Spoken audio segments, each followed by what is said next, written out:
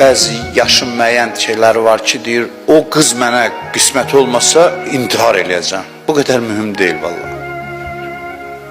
Bu qədər mühüm deyil. Sənin üçün böyüdüblər onu, öz zehnində böyüdürsən onu. Gənc yaşlarında uşaqlara başa salmaq lazımdır bunları.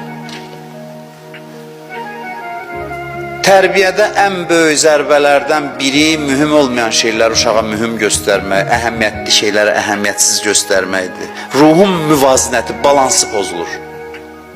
Balans pozuldusa düzəltmək sonra çətin olur. Bir ömür problem yaşayır.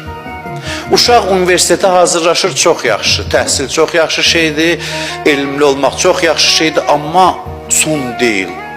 Olum, ölüm məsələsi deyil. Qəbul olunmayacaqsa da olunmayacaq.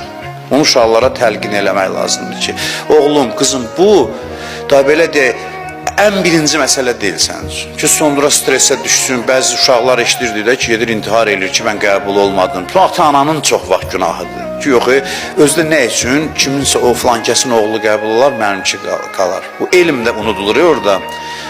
Elm də yaddan çıxır. Uşaq olur, şan-şöhrət üçün bir əlavə vasitələrdən biri. Mənim oğlum məsələn Harvardda oxuyur, onun oğlu filan yerdə oxuyur.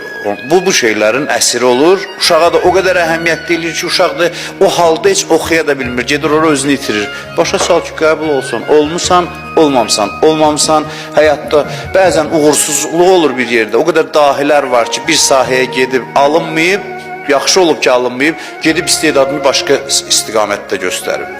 Sən deməli bu yaxşıymış.